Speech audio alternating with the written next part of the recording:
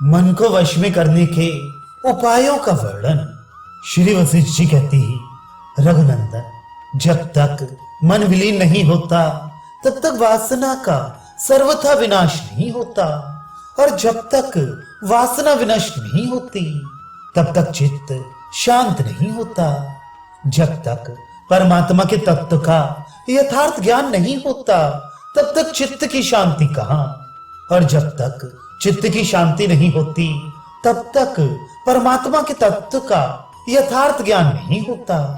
जब तक वासना का सर्वथा नाश नहीं होता तब तक तत्व ज्ञान कहां से होगा, और जब तक तत्व ज्ञान नहीं होता तब तक वासना का सर्वथा विनाश नहीं होगा। इसलिए परमात्मा का यथार्थ ज्ञान, मनोनाश और वासना क्षय, ये तीनों ही एक दूसरे के कारण हैं। अतः ये दुस्साध्य हैं, किंतु असाध्य नहीं। विशेष प्रयत्न करने से ये तीनों कार्य सिद्ध हो सकते हैं। श्री राम विवेक से युक्त पौरुष प्रयत्न से भोगेच्छा का दूर से ही परित्याग करके इन तीनों साधनों का अवलंबन करना चाहिए। यदि इन तीनों उपायों का एक साथ प्रयत्न पूर्वक भली प्रकार बार बार अभ्यास न किया जाए तो सैकड़ों वर्षों तक भी परम पद की प्राप्ति संभव नहीं।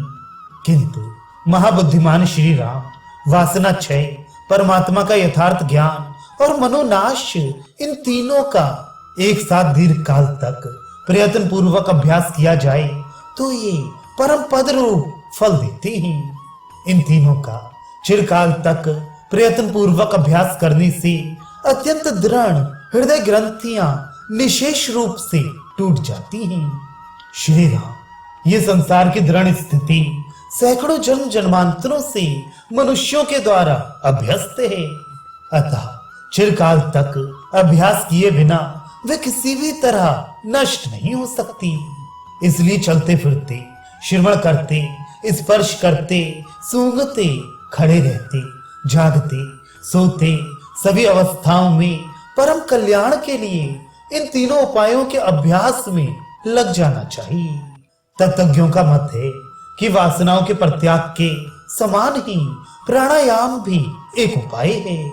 इसलिए वासना परित्याग के साथ साथ प्राण निरोध का भी अभ्यास करना आवश्यक है। वासनाओं का भली भांति परित्याग करने से चित्त भुने हुए बीज के समान अचित्त रूप हो जाता है, और प्राण स्पंद के निरोध से भी चित्त अचित्त रूप हो जाता है। इसलिए तो जैसा उचित समझो वैसा करो।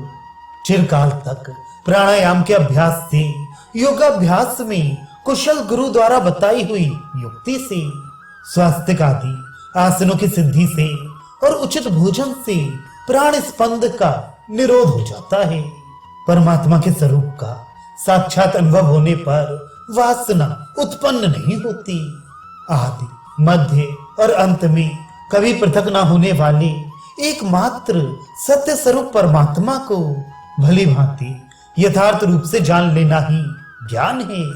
ये ज्ञान वासना का सर्वथा विनाश कर देता है। तथा अनासक्त होकर व्यवहार करने से, संसार का चिंतन छोड़ने से और शरीर को विनाशशील समझने से वासना उत्पन्न नहीं होती।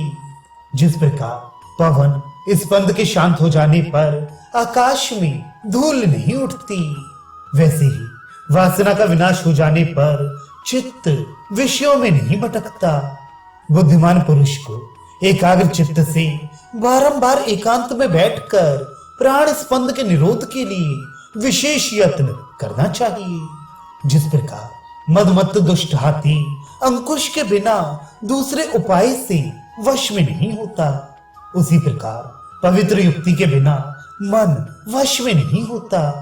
अध्यात्म विद्या की प्राप्ति, साधु संगति, वासना का सर्वथा परित्याग और प्राण स्पंदन का निरोध, यही युक्तियां चित्त पर विजय पाने के लिए निश्चित रूप से दृढ़ उपाय हैं।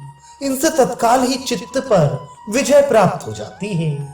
उपर्युक्त इन चार युक्तियों के रहते जो पुरुष हठ से चित्त को वशीभूत करना चाहते हैं, उनके संबंध में मेरा यही मत है कि वे दीपक का परित्याग करके अंजनों से अंधकार का निवारण करना चाहती हैं। उपर्युक्त इन 4 युक्तियों को त्याग कर जो पुरुष चित्त या चित्त के निकटवर्ती अपने शरीर को स्थिर करने के लिए यत्न करती हैं, उन हठ करने वाले पुरुषों को विवेकी लोग हठी समझते हैं।